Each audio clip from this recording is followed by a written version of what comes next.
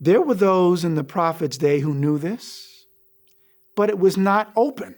This was knowledge that he said was basically hidden. But he knew this was information that first and foremost came from us, meaning Asiatic people, Africans, Asians, and that information had been hidden and or corrupted. And he knew the situation was dire. We're in distress, right? That's why, the one aspect of why the Moorish flag, is upside down to imply being in distress, right? It's like, help, come in and help so we can get things straight. So this idea of having us get this information was to teach us how to be ourselves. So he came, as he said, to uplift fallen humanity. We fell. We fell from the knowledge of ourselves. That's why we were calling ourselves Negro, Black, and Colored. When you know yourself and when you present yourself in a noble way, when you're upright, independent, and courageous, those who know will also treat you with respect. And it wasn't that I didn't go out there to get their respect, just to be clear. But what I'm saying is that was just the residual impact or effect of me now displaying that and carrying myself with dignity, carrying myself with nobility, and treating others with the same dignity. Also conveyed to me by my uncle, who used to make certain comments about how he certainly didn't have a great love for Europeans. Let me just say that. But I would try to temper that. And he heard me, but he also came up in a different period. He came up in a period where Asiatics and quote unquote African Americans were catching hell 3 ways from Sunday, right? Or I should say every day, all day. And so again, if one is living that life of love, truth, peace, freedom, and justice, I don't care what you look like. If you treat me with dignity, I'm going to treat you with dignity. Should I trust you? That trust is not necessarily based just upon skin tone, because there's an old saying, right? Skin folk ain't necessarily kinfolk based upon their actions. I still know we're related. Don't get me wrong. I'm not talking about saying we're not connected. I'm saying knowing that there's a lot of tragic Negroes, there are a lot of amnesiatic Black folks who don't know what they're doing. I have to be careful in dealing with folk. That's why this is a divine and national movement. The divine is to elevate us ethically. The national is to elevate us within the existing political structure. That's the foundation upon which the Moorish Science Temple, led by Noble Drew Ali, seeks to build, right? And starts giving people more information about their identity. You're Moors. You're not Negro, Black, and Colored. And what is that? And then you go to the historical literature, be it dictionaries, art histories, straight up histories, artifacts that are showing you, hey, people who were misnamed Negroes, Blacks, are actually the same people known as Moors, the illustrious and noble Moors who gave so much culture and civilization to Europe. And ultimately, from the perspective of Moorish science, even pointing out that the Moors were part of the continuum of ancient Kemetic knowledge, something that people say you can also find in the Masonic tradition. Fine, right? That's fine. You can find it in the Masonic tradition. That's probably why the Masons, when they become Shriners, wear the tarbush or the fez, because they understand that that's the foundation, that there's a Moorish connection. most organizations that existed at the time were not teaching African people about ourselves. This is freaking 1920s, right? This is the 1920s when the Moorish movement is coming into play. And you have a place where you can learn about your historical origins and a nationality, a national origin. That wasn't happening in the NAACP. And even with someone as brilliant as Du Bois in his Crisis magazine, where he would write about certain things, the emphasis was not so much on teaching people about their nationality. Folks were just Negroes.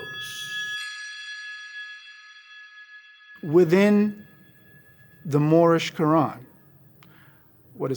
11 of the 48 chapters are dealing with Egypt and India.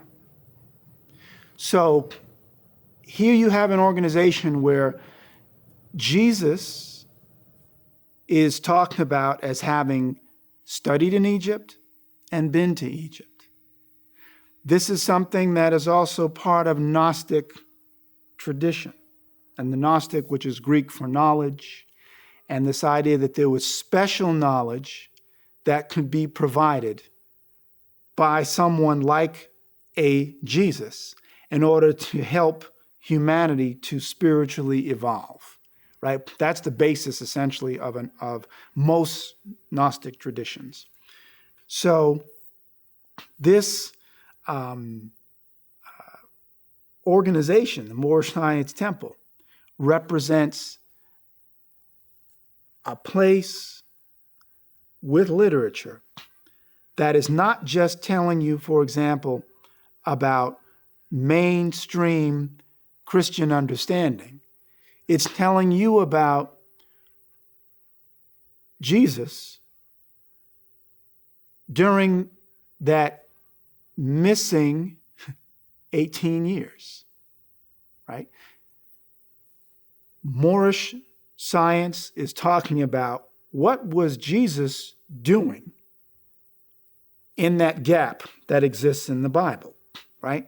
So the Bible has Jesus pretty much his birth, talks about him up to the age of 12, and then all of a sudden he's 30 and he's preaching. What was he doing in that 18-year time period? Interestingly enough, there are Gnostic scholars who talk about Jesus referring to sin by the term hobha or hobka.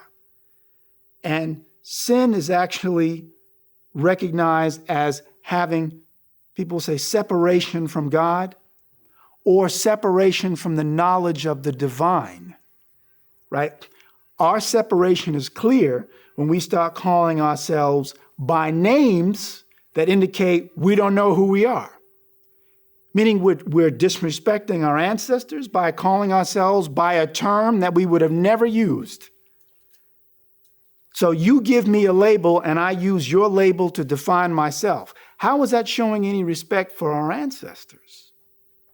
Right? So the separation from the knowledge of God is seen as sinful. And the consequence, because it's an issue of cause and effect, is that we fell. Right? And if we believe, and of course from the perspective of Moorish science, to say that Allah and man are one, or that Allah exists within man, which may sound like it's blasphemous from certain perspectives coming from so-called Orthodox Islamic interpretation, but that's even qualified. You're not saying necessarily that you represent the all of Allah, because you can't, because Allah is vast. But you're talking about attributes or principles. The higher self is eternal, because that is of Allah. What you're seeking to do is manifest that in your everyday life. So you're reflecting that purity, that higher self, as opposed to the lower self. So Drew Ali understood that these were the tools that could help to get us out of the condition we were in. I mean, the condition of the average African American or quote unquote black person, a Negro, in a lot of urban centers and even throughout the rural areas was not very admirable. We had lost the knowledge of ourselves and were acting out on that. This information I'm getting as I'm reading on the side, but this is not being taught in the class that I'm in. So I went to this particular professor and I said, Dr. So-and-so, I just came across all these primary source Greek references that talk about this, this, and this. I said, how come you didn't discuss this in the class? To which he replied, Hosea, that's why you're here. And I said, well, he said, it isn't my responsibility to teach you about yourself. It's your responsibility to teach you about yourself. It's your responsibility to add more depth to the historical discourse. That's why you've opted to get a graduate degree in history and basically to teach it. I did understand what he was saying. And I kind of said, well, that goes back to what my uncle was talking about, that this is our responsibility to educate ourselves. When the Jewish community knew that it was being oppressed or subjugated, they didn't wait for the Christians to teach them Hebrew. They didn't wait for Christians to teach them about the history of the Jewish people. They said, guess what? You're going to Hebrew school, son, daughter. The rabbi is going to teach you about your history. So you had synagogues or temples that were teaching the Jewish community about what it is to be Hebrew or Jewish. Makes perfect sense. Nobody should be mad at them. They're doing what they were supposed to do. The problem is we ain't doing what we're supposed to do. We have waited around for other folks to teach us about ourselves. That doesn't make any sense. The mainstream media is not trying to get people to let go of black. The mainstream media is trying to get people to continue to embrace being black, because the mainstream media largely is controlled by the same old interest and agenda that was trying to keep people's brains on lockdown and to try to keep folks from being able to see really who they are and where they are, right? So you have somebody, and again, Ali Mazrui, the late great political scientist, Kenyan-born, said, essentially, why is it that black people in America are the only ones who are defined by a racial designation? Other people have nationalities. Even if you say white, people will still go right behind you and tell you, oh, but Irish, German, Italian, French, Spanish, what have you. Same thing with Asian people. Blacks is a racial construct. So, but of course people say, well, that's because we don't know who we are. No, you've chosen to ignore who you are. But Drew Ali in the 20s was saying, what term, which is recognized by Europeans, by Asiatics, has been used to designate people who look like us? And more importantly, a term that comes from us, a term whose origins are ultimately in Africa and Asia. So as I noted before, and I reference this in my book, different sources make it quite clear, scholarly sources, including dictionaries, the word Moor is not European in origin. People say it begins with the Greeks or the Romans. It doesn't begin with the Greeks and the Romans. It's adopted by the Greeks and the Romans because the people on the continent of Africa and in that area of the so-called Middle East were using the term, and then the Greeks adopt it, and then because Roman civilization is influenced by the Greeks, they then adopt it, and then ultimately it comes down through other European languages. And it's no accident that MOOR is so consistent across the board, right?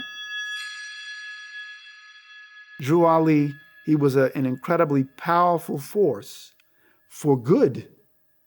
And so much of the reason why some people tried to undermine him, and to some extent that is what occurred, is because of what he was bringing, that he was really bringing something of value to improve the conditions for our people, and I dare say the world. Because ultimately, as he said, we're here to learn to love instead of to hate. That love should be first for ourselves and our community, but ultimately, the love is supposed to be for humanity and the world at large. We, as Moors, as Asiatics, as people of African descent or African ancestry, had a great historical legacy, had a great understanding of spiritual science, and had an obligation to become better citizens of the United States so as to advance the United States, to make it more loving, more truthful, more peaceful, freer, and more just. Love, truth, peace, freedom, and justice.